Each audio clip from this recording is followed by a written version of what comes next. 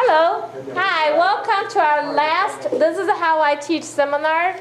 We decided to cancel the next one because it's getting into December. I think our faculty start to have a lot of workload piling up. So we actually rescheduled that session to next semester.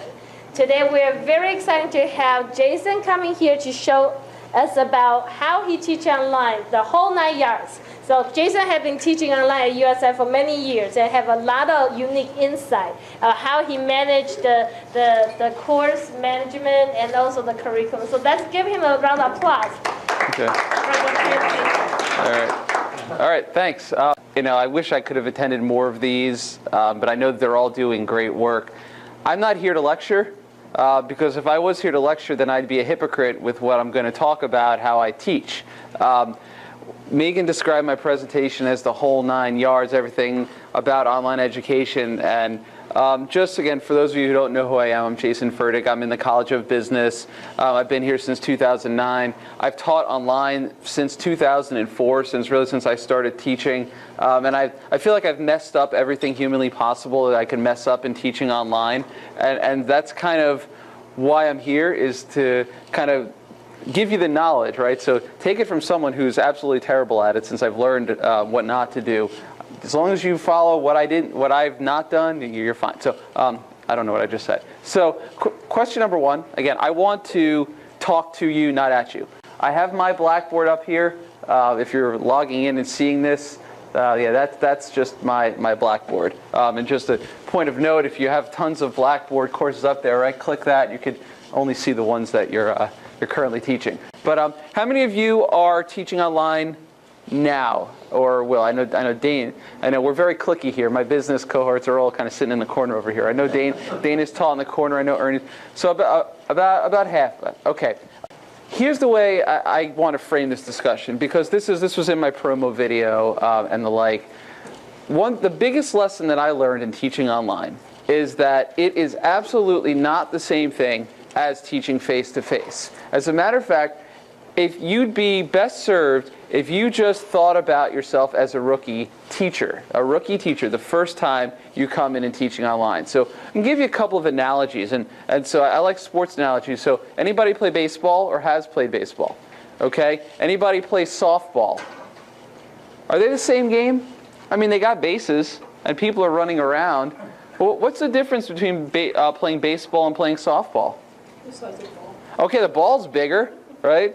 Certainly it should be real easy to hit that big softball. If it's slow pitch, right? I was never good at hitting, unless it's Jenny Finch doing the, right? And of course, baseball, the ball is smaller. It's coming at you faster, but then at the end, you still got to run around the bases. Well, I mean, that's online teaching to live teaching. There's students.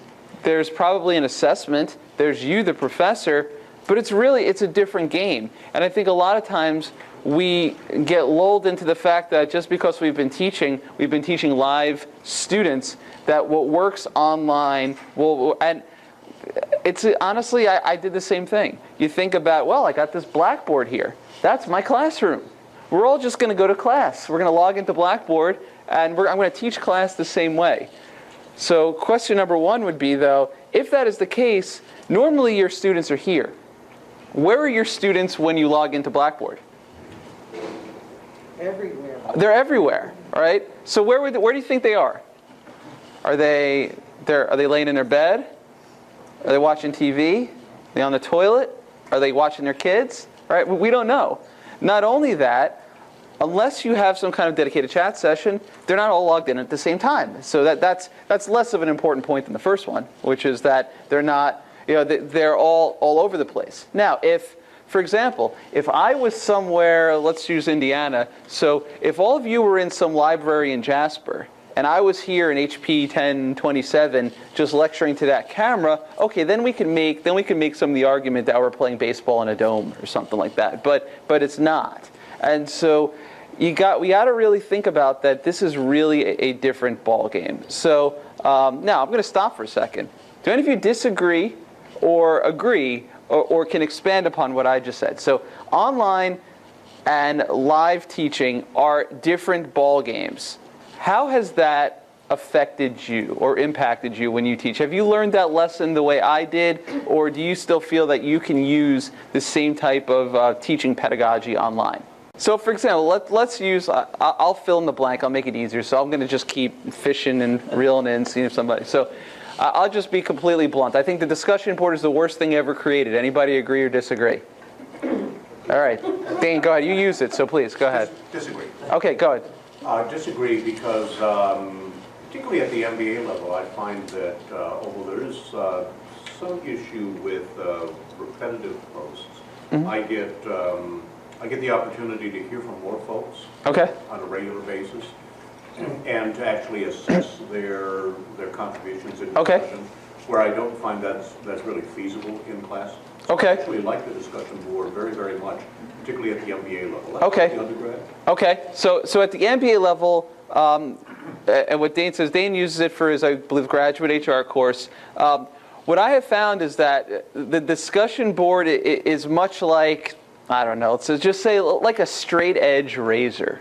You know, you can get a really good shave from it if you know what you're doing, otherwise you're going to cut yourself. And that's essentially what the discussion board in a lot of ways is. And the reason I bring that up is I think that is always my exhibit A of how you can make a lot of work for yourself because you're thinking about what you normally do in the classroom. Well, normally I got people in the classroom. Therefore, I'm going to call on them, I'm going to get input, I want to know how they feel, and therefore I'm going to simulate that over the discussion board by posting read this article and tell me what you feel. The problem is, and the way Dane, I'll get back to the way Dane described it, the problem is, will there be enough meat left on the bone for 30 students to comment on something like that? And often there's not. There's often, let's see, we have a couple of challenges. Number one, if you're the first mover, that's great, because you'll take the biggest bite of the turkey leg. But what happens if you're 30th? Are you 30th because you're lazy? I thought this was an online class. We could learn whenever we want. So you're kind of inadvertently setting rules for yourself if you're trying to use the discussion board as a way of getting feedback. Now, can you use it correctly? Absolutely. Just like a good presentation, it takes a lot of time to think about what is a good discussion topic that will allow everybody to contribute. So now, if you're using it the way I heard Dane described it, when I teach online, I have my students write reflection essays. And that serves the purpose of each student having a voice that they would not voice to me on, as far as in a classroom. Whereas if you're using the discussion board for that purpose, essentially they're like essays that are more public, almost like blogging. If you're using it as if you're trying to simulate a class conversation, then you have, pardon the, I'm sorry to say this, but then you have what Quality Matters does when they certify you. You got to post once and reply twice, as if that mimics a real conversation. The reality is, if you have 13 conversations over the course of 8 weeks or 3 weeks, well, question one, once you spoke once and replied twice, you don't have enough time to go back to that other conversation. Whereas when you have a regular conversation in class, you do like what a lot of us do. We could keep revisiting. We can go back and forth and have that same conversation. So I find that the idea of we want our students participating. We want to hear from them. They're out there inside. I want to know who they are. And a lot of us default to that discussion board. And I caution you, if you're going to do it, you got to put the time in to do it right. Let alone, if you start using it as a conversation, think about the conversations that you have in class with your students. Imagine if now all of those conversations are transcribed and they are no longer off the cuff talking, but now you have to read them. Number one, I don't know about you, but my students aren't exactly Shakespeare. Right? No, I can't even think of a funny joke, so we'll just leave it at that. It's just not.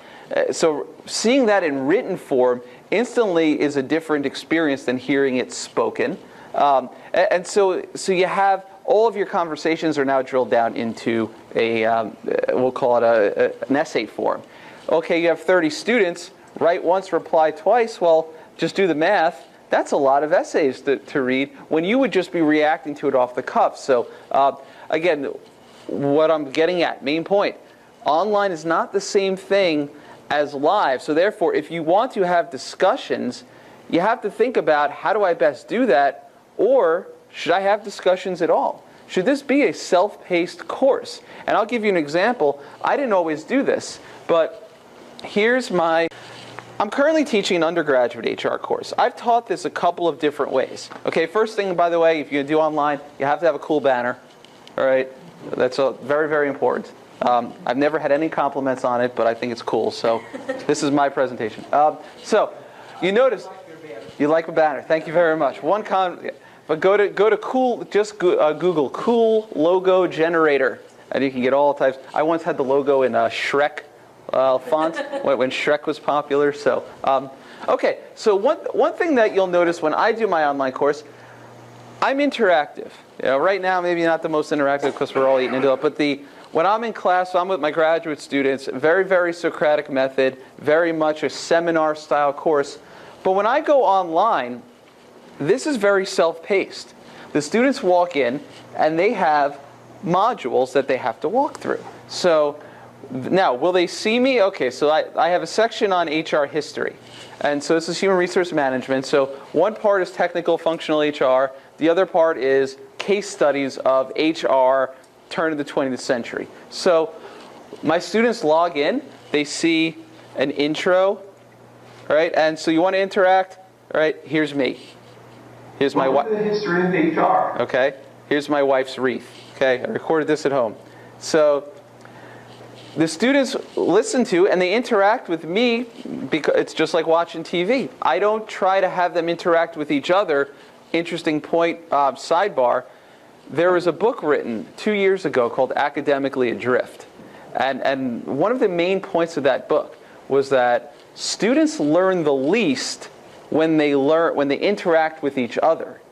They learn the most when they interact with faculty members. So the idea of thinking that they're all going to learn from each other, I know that there's research out there that says, oh, when they collaborate and when they participate in class, that works great. But you know what? When they're just all at the same level and they don't have a coach or a mentor, it doesn't work. So I have the students working directly with me. Essentially, they step through a bunch of lectures that I've prepared.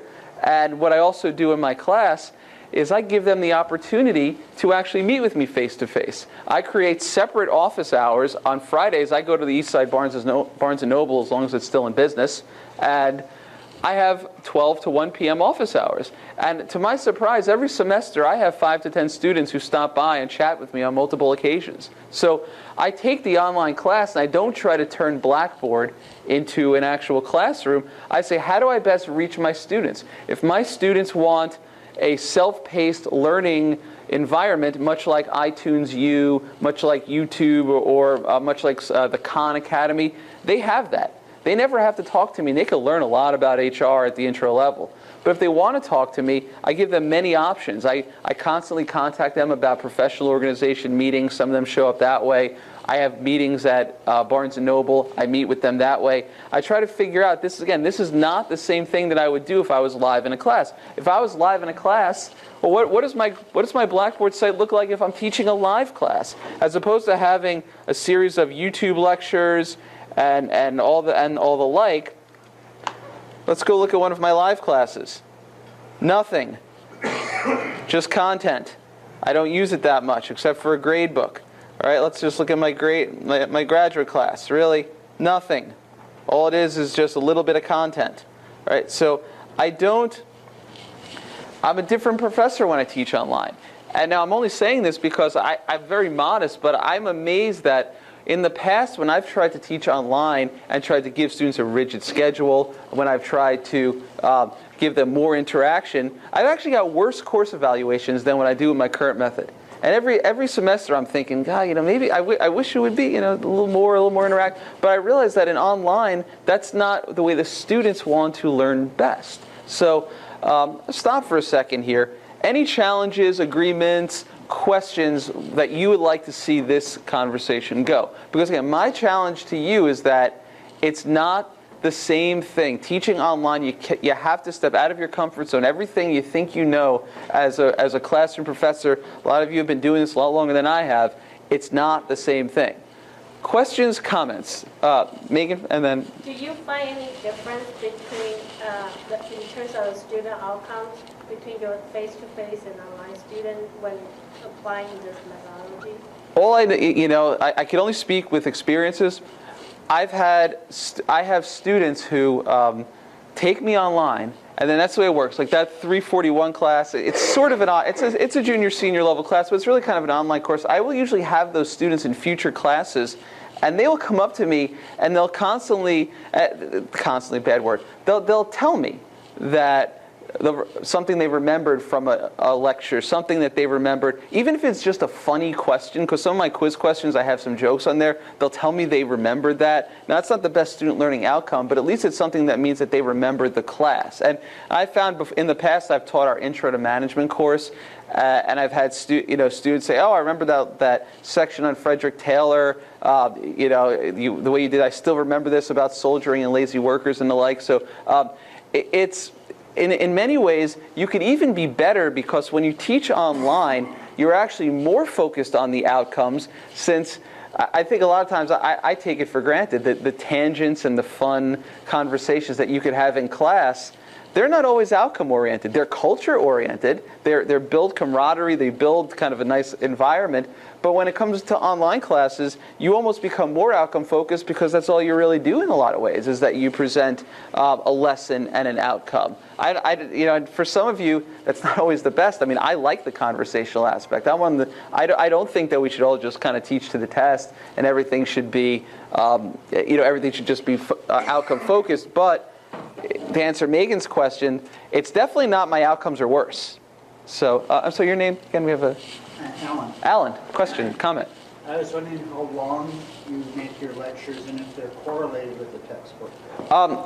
Depends on if I use a textbook. That's a separate why Jason hates textbooks lecture that I can do. But when I call correlated with a textbook, most of my lectures are 10 minutes.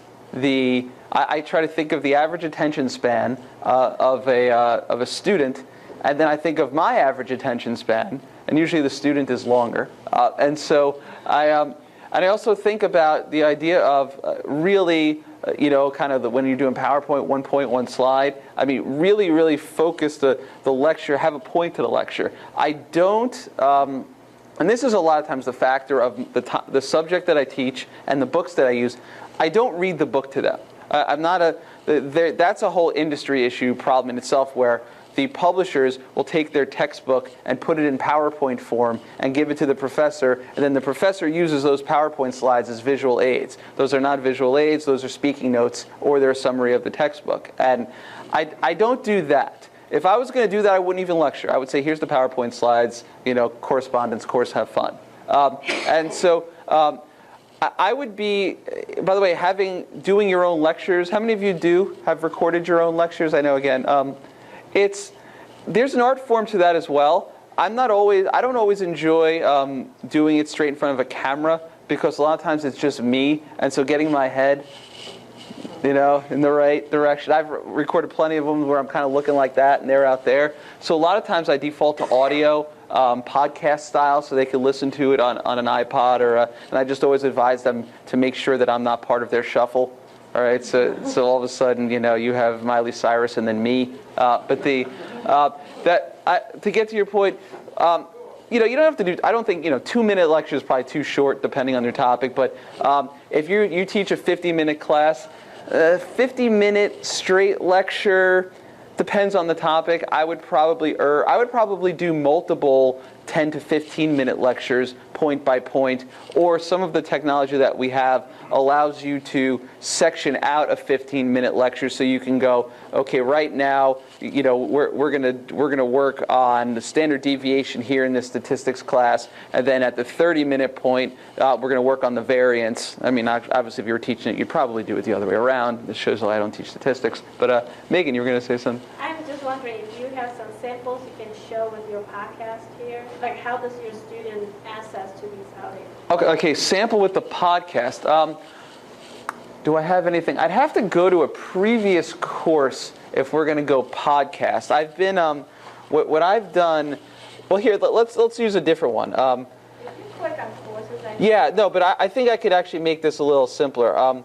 If we believe it or not, so when I say I don't use textbooks, one thing that I like to do is for the HR course, I actually use the HR for Dummies. I find they're actually it's written by a guy from Robert Half Technologies, who's basically a recruiting firm, and so even though the For Dummies maybe in academia we look at that as something that's not that, it's actually a great book to pair with a bunch of case studies. So I had mentioned podcasts. Here's the easiest way to do it would be one thing that, let me just pick an example here. So I've used actually, what am I using? Adobe Breeze, and I've recorded this for the students. Chapter 4 picks up on the strategic staffing idea from Chapter 3 and adds a little bit more detail. So you see something like this. I don't know how beneficial it would be for me to play the whole thing, but I have, again, following on, I'm going to just lower this and I'll bring it back up. Following on the idea of 1.1 slide,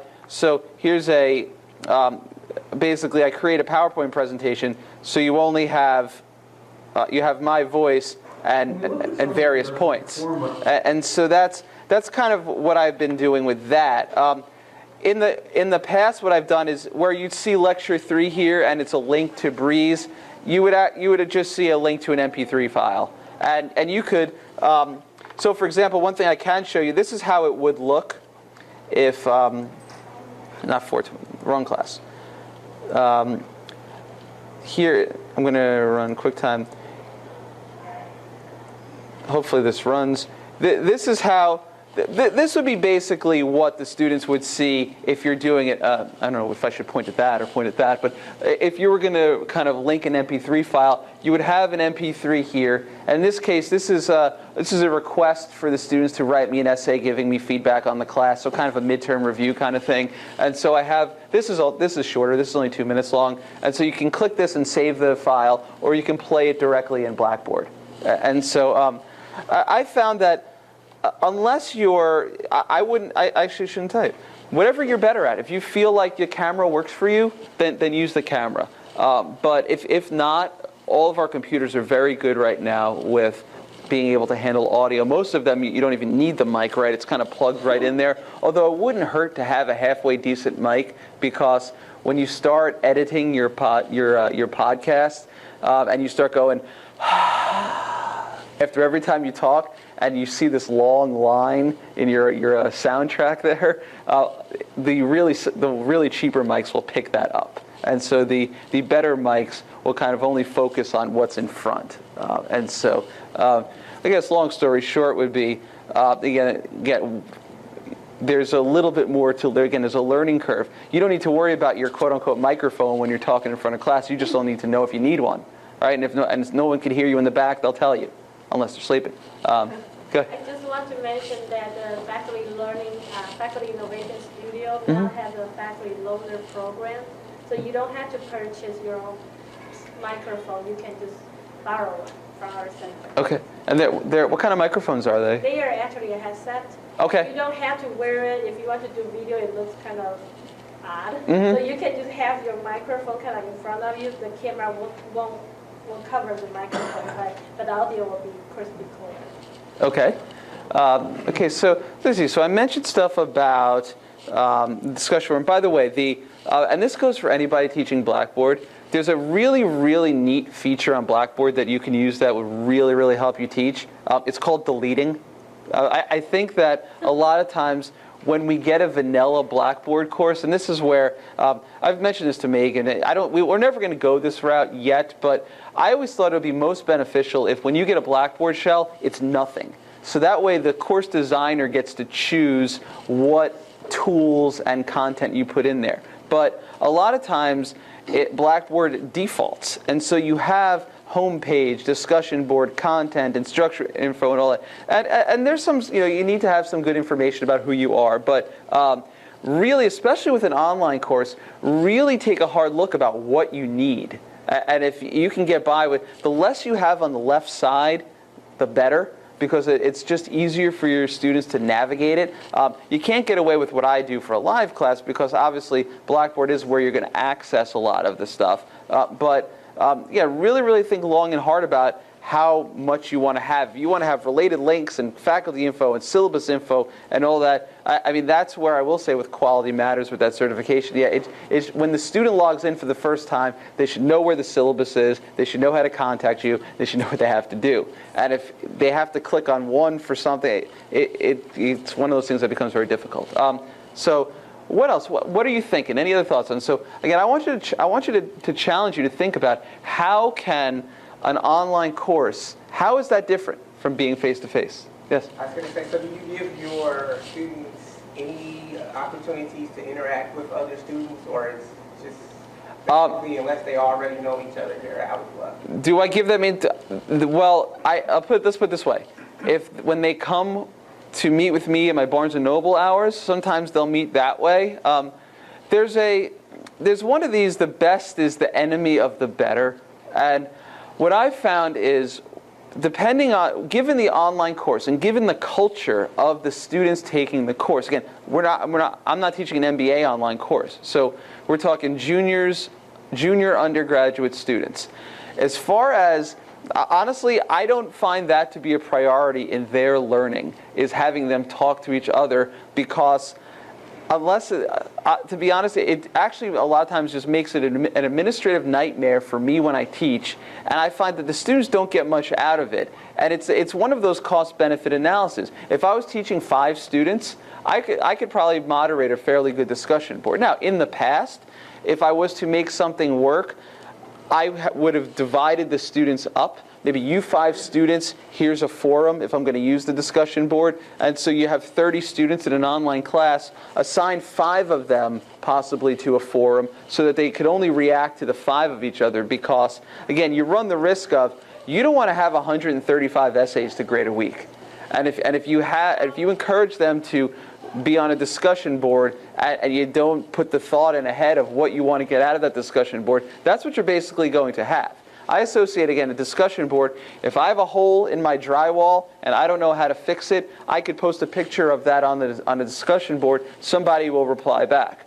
But if I don't have a hole in my drywall and I don't know how to fix it, I don't want to have to post on a discussion board. And that's sometimes how students feel when the discussion topic is not prepared correctly. But now, were you saying that because you want your students to interact? Because if that's the case, we could talk about that. I don't have any students. Okay, that's fine.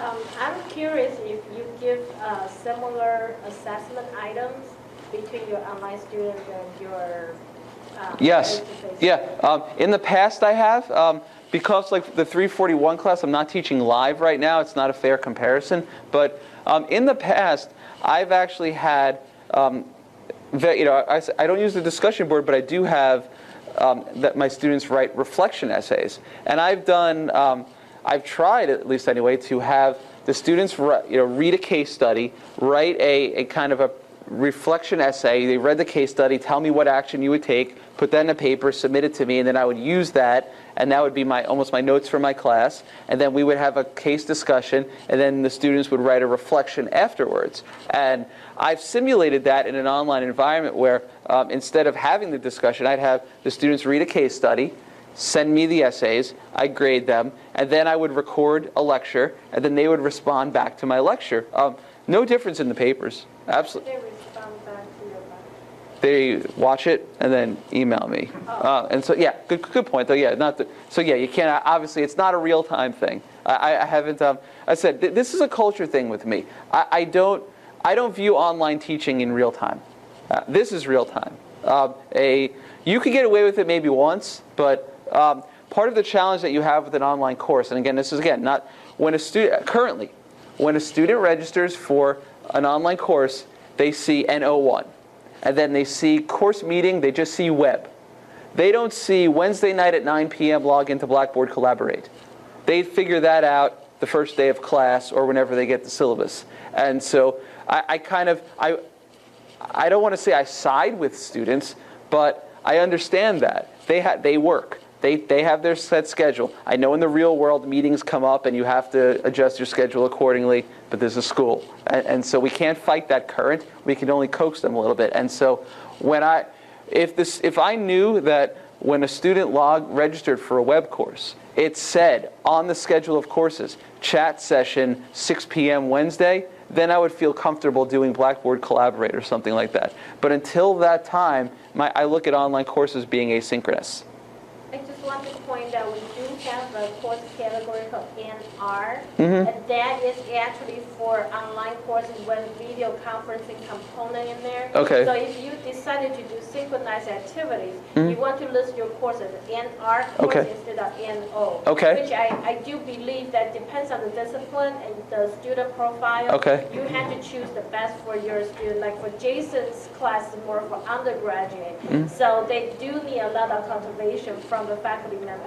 But for graduate students, especially those who already work in the professional workplace, they might have a lot of the real case study and experience to share with each other. At that point, I think that collaboration may bring some value to their Okay, learning. so Megan said was NR1 if you want to, especially for people listening recording. You do NR1 if you want. Now, does that give you the opportunity in your class schedule to list when your chat session would be? That will be something we will probably start working with the registrar soon, because I recognize that recently it becomes a confusion because some of the faculty would love to have some synchronized communication, which for some classes have been very successful. So, but oftentimes it's very difficult to figure out the schedule. So I think that will be a good idea if we have all these courses listed as NR1, and then you actually list out Wednesday 6 to 8 p.m. or something like that. So student is expecting if you take this class, that's the time. But at the same time, you know, I do want the online faculty to consider this. The reason why students take an online option may be because they cannot commit a specific time. Right. So you can either list it as NO1 and make the synchronized event as a voluntary, with maybe extra points or some sort to encourage them to participate. Or you will require that. So that really depends on your design of Right. how you want the curriculum to be run. Right, and what you see with Megan's point is that there's it's a complex, it's more complex than it seems at face value. If you want to have a chat session, well, again, it's the culture of school. Students have a set schedule. We would love them to be flexible, but a lot of them aren't, and we have to play the ball as it lies. And so in which case, the challenge will be, we want, one way to do that would be something outside the scope of even what I wanted to talk about, but we have to get them at time of registration to know what they're getting themselves into. The other thing would be, again, if it's health professions or even in our College of Business, if our goal is to cater to people who have asynchronous schedules, who want to be like Western governors and work at 2:30 in the morning, then maybe a 6 p.m. chat session is not what we want, or it can't be a crucial part of the class. It has to be something along the lines of, I'm going to do this live, just like this is going on right now, but if you want to access this at a later time, the only thing that you miss is the ability to ask questions. Megan, I know Laura had something. Add a little bit really quick. There's a tool called VoidThread. Actually supports asynchronous communication with actually audio instead of writing a Shakespeare essay like what you described. Okay. So that becomes also a handy tool if you want to engage students at an asynchronous way. That would be good. Okay. So I just want to point that out. Okay, Laura, I know you had your hand up. Oh, no, I just wanted to go back to the discussion board. Yeah, please. I studied online, my master's degree, and I was, a graduate assistant, and most of the people on the master's degree were people already working, looking, for better positions. So even though people think, like, online discussion might be like old-fashioned, I got a lot out of it. Sure. It's like with them sharing their experience in the, in Right. their work setting, which helped me because I wasn't working in the university. So I don't know. No, well, and you're absolutely correct. And Dane's probably going to, Dane, go ahead. Supporter, or is that, go ahead. Oh, no, I think that, two issues here, and that may be in part a distinction between engagement and building community, because they're related but distinct. We clearly need to engage students, undergraduate or graduate, and we can do that one-on-one.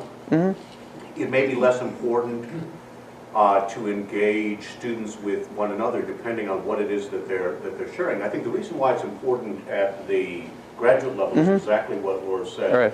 And the kind of sharing you want, whether it's an MHA program or an MBA program or the MPA program or what have you, you want the students sharing their work experience. And so I found that to be very helpful in the graduate courses. Right. In the undergraduate courses, it could be helpful if students were adept at sharing their experiences, but all of our undergraduate students work, but they don't necessarily think about their work as being course related.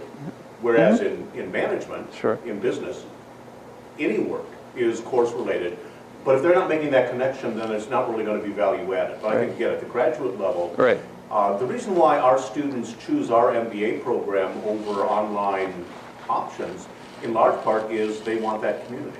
They want to be in class with other students, professionals in the field. They value that. They can learn as much from one another as they can from me at the graduate level. At the undergraduate level, that's probably not the case. So I think what I would say, I'll go part of the way toward agreeing with you. Not That's okay. Way, but part of the way in terms of at the undergraduate level, I think what would be important, break the students into groups.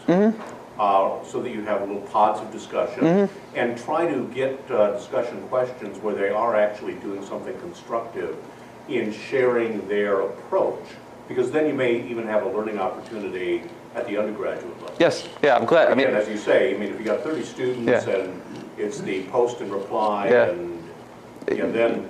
Yeah, but you know what? I don't want to call it the sadistic side, but you know what? If you haven't taught online, I think maybe you have to, if you think it may work, you have to try it and tell me it did or it didn't. I think because until you're kicking yourself for setting up that structure. I just wanted to ask a question if you want to field some at this point. That's fine. You've done a lot of experimentation. Yes. Not everything has worked. Yes. Have you been surprised where you tried something that you were pretty sure was just a wacky idea? Yeah. But because of your propensity to risk take, went ahead and did it, and you were surprised that it really worked well? Yeah. Well, wacky idea was that I created the class that I posted everything ahead, and I let my students work as fast as they want. I set it up where if you think you could finish this class in a month, go ahead and do it. And the students did it well, and then thanked me for it.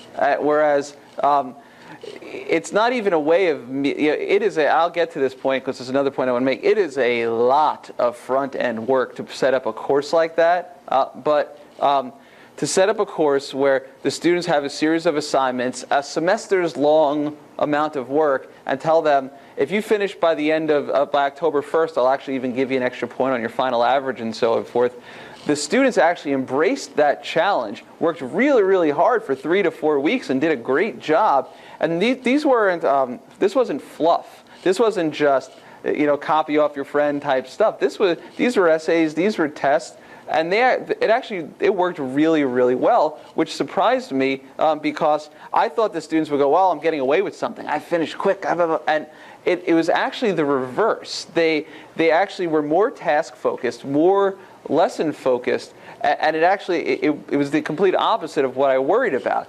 And these were, if you would think of who was the students who completed early, it was your higher GPAs. And we have the ability to access their DARs and all that, so I was kind of curious about this. And it was, in fact, the better students appreciated the ability to just learn something on their own time as fast as possible. The reverse was the case where when I was teaching at Temple University, I set up my online course just like a live course. On Monday, you got to do an activity. And then on Wednesday, you have an essay to write. And then on Friday, you have a quiz due. And it was over a period of 2 weeks, you had to kind of do this stuff. And I'm thinking, this is great, you're going to interact, and I had a lot of feedback going, I want to do my work on the weekends. I can't take all these deadlines. I mean, again, this real world, but I thought this would be great. I'd space it out, I'd keep it interactive, varying options, that's what we all like. But when it came to it, what the students really wanted was the flexibility. Then I guess once again, it's a 2, 3, 4 part thing. Once you design your class to appeal to the right amount of flexibility, then building in the discussion forums or your tests or essays, that comes from it first. Ernie, you're back to the discussion board and things like that. I haven't taught online. It's okay. One of my greatest fears is just being inundated by just reading, email, the discussion board, and you just keep going on, and all you're doing is reading this. So I was curious in terms of what kind of approach, what did you do to kind of control that? That's the first part. I mean, other than, okay, I'm going to give them less, Well, as far as I scrapped the discussion boards in favor of individual essays. And then I would, if there was a particularly good essay or something like that, I would respond back to the student and ask, can I share this with the class or something like that. For that reason, I think that it is, it's an art form. Again, some people can make something work that other people, cannot make something, right? So some people like reading their books digitally. So other people prefer a huge stack of print books. At the end of the day, you get the knowledge, right? And so to Ernie's question, I said, you know what, I want to do what Dana was doing. I want them to react. I want to know what they're thinking. But the discussion board was becoming way too cumbersome for me to do it. And I wasn't always getting great feedback. So more targeted essays worked. And so that's kind of the... but the other thing being, when you teach online, I think that there's a... Let's put it this way. How many of you have ever made a change on the fly in the middle of your course? Right? Has anyone never done? Right? Only the people who are going to be teachers someday will learn that lesson.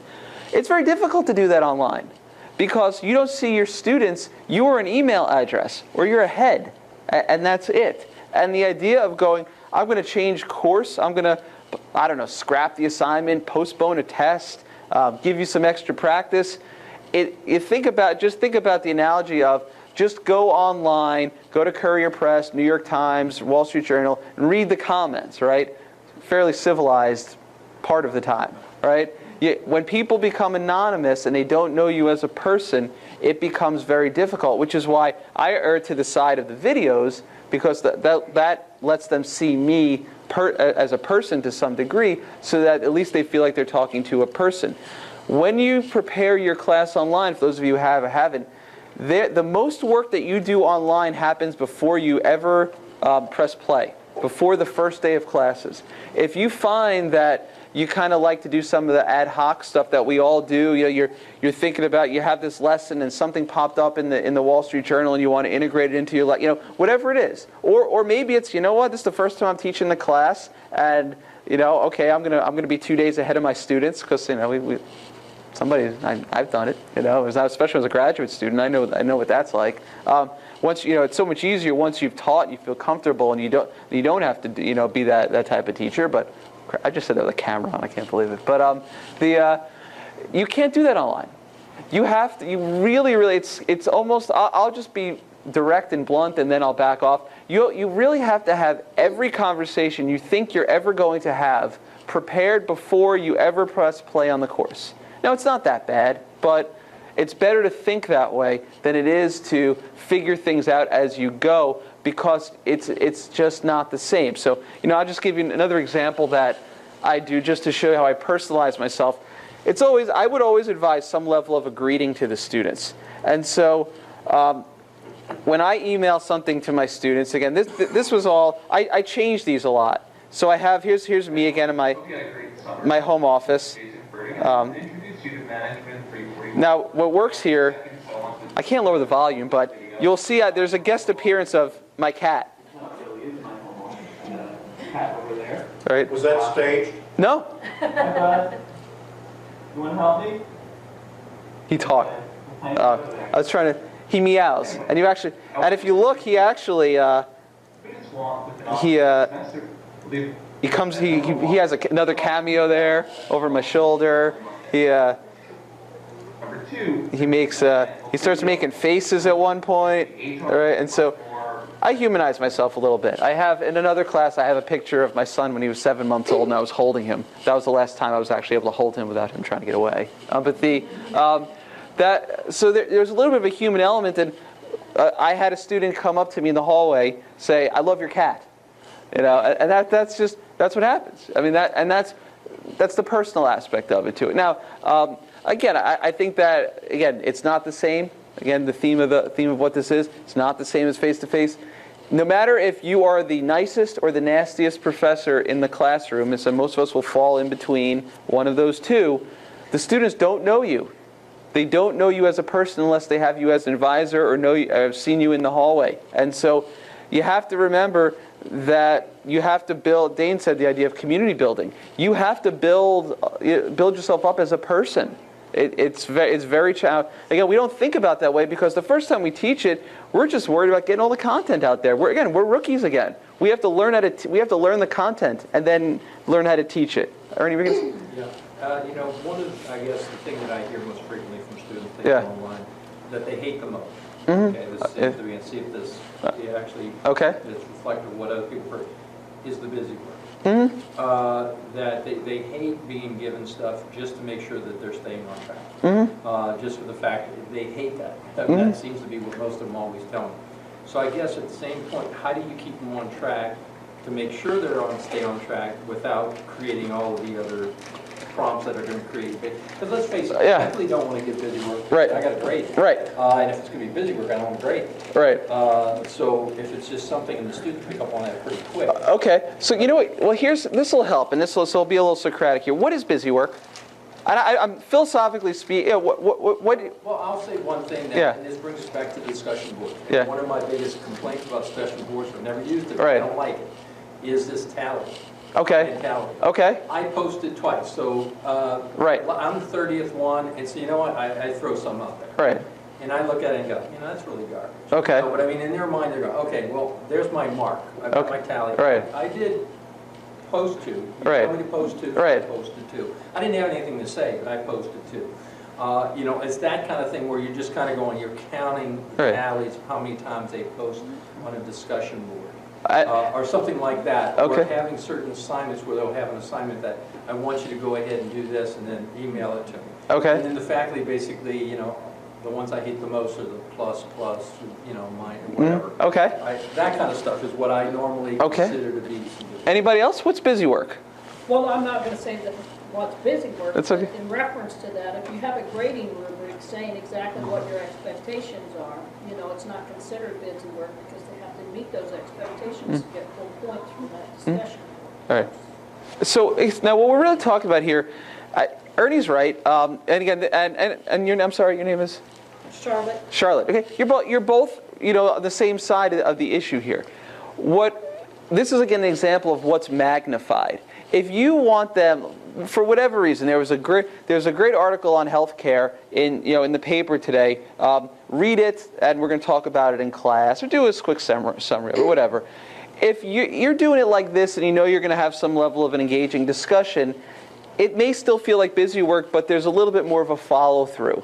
When you don't get that follow-through, or the students don't see the purpose and they just see the talent, it's magnified. It just feels like my class is a series of homework assignments. Now, again, it's a pedagogical issue of, I'm always a believer of the be careful of anything that you weight under 10% of a final grade, because the students will give you 10% effort. If you have 2 tests in your class and that's all you do, everyone's not going to get an A, but they will be serious when those test day comes. At least most of them will be. And so, to Ernie's point, a lot of it is you do have to think about the type of teaching you do. Now, you're teaching a quantitative math class, and you're just going to give 2 or 3 assessments over Blackboard. I don't know. You probably want to give them some level of practice. And now, but I don't think that would qualify as busy work the way Ernie described it, because that's more like batting cage stuff before you play softball, right? So, but his point is well taken. It is thinking about what the students know your class is. If your class is just, I have to do these small assignments every week, and the students are perceiving no value to them, then it has to be either the case of, is that the student's fault or is that my fault? In many cases, it is the student's fault, and so that's when we say, you know what, I'm still giving the assignment. But if it's the case of, wait a minute, this assignment doesn't have any value added for what I want to do, then to less assignments that are weighted more heavily. See what happens. I mean, be very careful about, again, doing the quick revolutionary change in anything that you do. This is, maybe a slight outside the scope of, but what I've always learned is every time I ever have a big project in a class, it always started off as a small assignment in a class that I was able to be lenient on the grading because I was able to see what I would get. Then once I learned what I got when something was 10%, then the next semester I made it worth 20% because I knew what I was going to get. And online is going to be a bit that way too. If you're teaching it for the first time, perhaps you want to be a little bit more cookie cutter with your assessment, but put a premium on culture building. So just like you're working out, now I'm working on cardio, now I'm working on strength. Perhaps the first time you work out, I want to focus on making sure I know how to communicate with students when I'm teaching online. Okay, now that I got my teaching style down online and I could kind of give off the image that I want, okay, now I'm going to work on doing a little bit more, whatever I want to call interaction or assignments. You can't do it all at once. I think that's why people could get overwhelmed, is that they're still kind of learning the ropes. Remember, you're all, again, you probably have more teaching experience than me, but we're all rookies when we start teaching online because there's no classroom. Right? It's a weird feeling. Any other thoughts? We haven't really even gotten onto testing, and I'm kind of glad because I have a weird love-hate relationship with testing. If you're teaching online, I will say, over at Megan's office, they do a great job in proctoring. If you want students to take live exams, Vicki and Julie will gladly proctor live exams for you, and then they will tell you all the funny stories about the people stumbling in to take your exam. But go ahead. What? We also offer proctor screening services. So if you have a student in California couldn't come to USI to take the proctor exam, we will screen the proctor for you to make sure it's not a boyfriend, proctor exam, all that kind of stuff. I do want to actually comment on what Jason's notions earlier. I do believe teaching is art.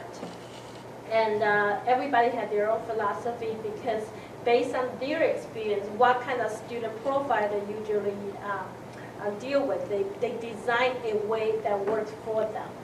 And but this is what my experience has been as a faculty support person.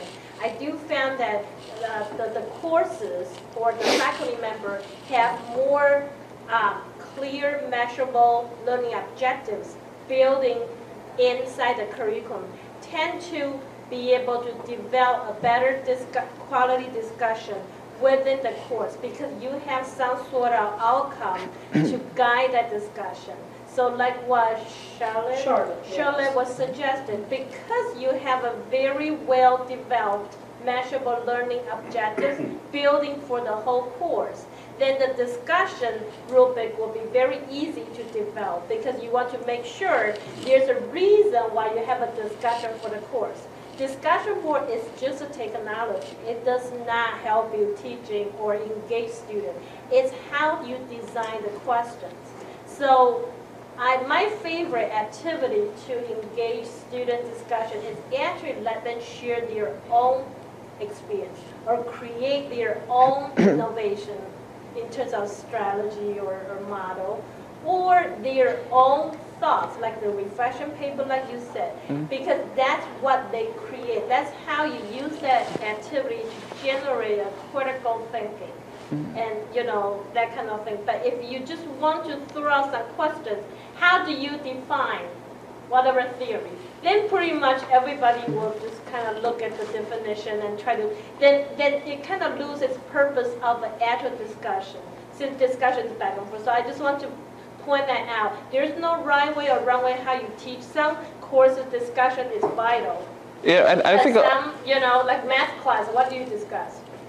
You have to practice. But ironically, though, ironically, though, you can use the Wikipedia theory for math classes. I think in some ways the discussion could even be more effective in an online math class than it could be because you could actually have the students say, hey, I'm having a problem, with calculus problem number 7. Can anybody help me out? And then you may actually get more valuable feedback in, just like fixing the drywall analogy that I gave, versus a forced discussion. We're students. I think we can all remember back to this as faculty members.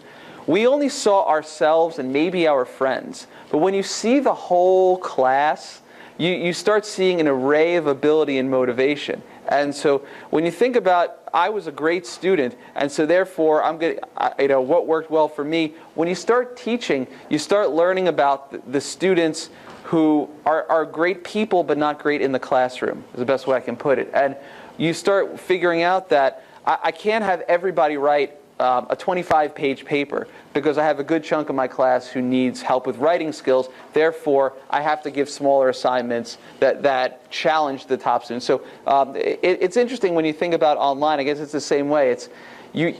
Like anything, I always like to err to the better student. I want to design something that I know the top students will feel challenged, but it's always difficult for me to think about what do I want versus what does everybody else want. But that's fine. I just will say with testing, the best is the enemy of the better when it comes to testing. I would not have it in the back of my mind that every student in my online class is cheating, therefore I want to lock down their computer as much as possible. Because there is something. There's a lockdown browser. You can find that, right? Where you're taking an online test and you can never go to any internet site. Or there's something called ProctorU, right? Where you could actually log into someone, there's some dude staring at you while you're taking the test. Listen, if students are going to, cheat, it depends on how upset are you going to get about this. I have very minimal controls on I have my students take everything through Blackboard. You know what? I've seen some low grades. So if they're cheating, they're doing a bad job. All right, they need to cheat better. And so it's just kind of the way I look at it. You have to pick your battles. You don't want to feel like you're trying to rigidly chain your students in front of a computer when they're taking an assessment. But yes, you don't physically see them when they're taking an assessment. So, think about that as you plan your assignments. If you can give, for example, something like an essay or something that's open-ended that it's hard to cheat on, because obviously if you answer an open-ended question identical to somebody else, it's easy. I think I would try to address any concerns with that through your pedagogy before you start worrying about the technology, because you will find, even if you just administer your test over Blackboard, that, I don't know, let's just say 10% of the exams taken, a student will contact you saying, my test crashed, Blackboard locked me out, I clicked submit and it said access denied. And you know what, I believe most of them. It's not as if they accessed it and it went away. It's going to happen. It happens with us when we log into Blackboard. So try to address cheating first through your pedagogy, second through your, and by the way, so that's maybe the opposite of what I said. That's the same as what you do online. Dan, go ahead. I would agree with that completely. In my courses, undergrad and grad, particularly undergrad, because it may be less typical of what I do in the classroom, something that Kevin Valadares said years ago when he was doing this, I make my my tests in my online class open resource, and the essay questions are more application questions as opposed to knowledge and understanding. I find it harder to do that in class. So, but in the online, it's higher order thinking, and I think that's more appropriate. It better models what they're going to be doing in reality. So I do still have a multiple choice section, which is still open resource. But if the students never looked at the textbook before the exam, that's probably not a good idea. You set a timer. Yeah. So I'll do a multiple choice section for knowledge and understanding, but then the written portion is all application questions. And so I do open resource. Sure. They can look at anything. Right. And so remember, technology can and will fail as much as we love it. So one thing I'll say, whatever test you try to do, minimize the amount of clicks that they have to click to finish the test. Just when you create a Blackboard test, if you choose to do that way, display everything at once. Don't have one question appear at a time and have them click, because every click is a recipe for a server error. And then that becomes an email to you. And that's no knock on distance ed. That's on Blackboards. That just happens. That's just try to be a minimalist with things like that. But encourage your students to save. Question? Actually, most people here know me, but I guess you don't know me. I'm Okay. actually the Blackboard administrator, so you were talking about me. That's okay. And I have to say, that I don't like discussion boards either. That's me, but that's because I don't like to type, and I don't like to read. I don't like to do anything than that. But You like to read code, though, right? I bet you like to read code, right? No? No? Okay. Just keep. That's right. You're an administrator. You like to look at the final product with you. Well, there's a difference between what you get paid to do and what you like to do. Okay, I like sure. to come to stuff like this. Okay. Anyways, Cool. you can't. Blackboard is set up in a way currently right now where Yeah. it's called a timeout feature. So if you minimize the clicks on a test, your test will almost usually crash, especially if it's an essay question test. Okay. Any question that takes more than 15 minutes to answer, Okay. you risk the chance of what us in the technical field called a timeout. And that timeout can be a browser timeout, it can be a router timeout. Blackboard itself will technically kick you out after an hour, but none of y'all heard that. Just assume it kicks you out after 15 minutes. Okay. So whenever you make a test, especially an essay question test, you always want to put that one at a time, especially an essay question test, because they only have like 15 minutes before something says, I don't think there's a student here anymore. Okay. Just so you guys know, because I don't want you calling me later. Okay. Especially So this is the Christmas break, because I won't answer. Okay. Well, no, that's good. That's Do you mean 15 minutes between clicks? 15 minutes between clicks. Between interactions? I mean, I prefer you get it down slower than that, but at maximum, if you think your test is, if one question is going to take more than 15 minutes, you run the risk of the test failing. Now, what happens? I think this is good because this will be recorded. So, clarification: if you have an exam display all at once that has an hour-and-a-half time limit, and so the students are typing throughout the hour and a half, is that the same situation? Okay, and so that will fall into your timeout issue. Right. Okay. If you have 115 questions on your test, you better do 3 separate exams. Okay. Okay. And by the way, that's the. I'm glad we have that recorded because we all learn stuff. So that's the.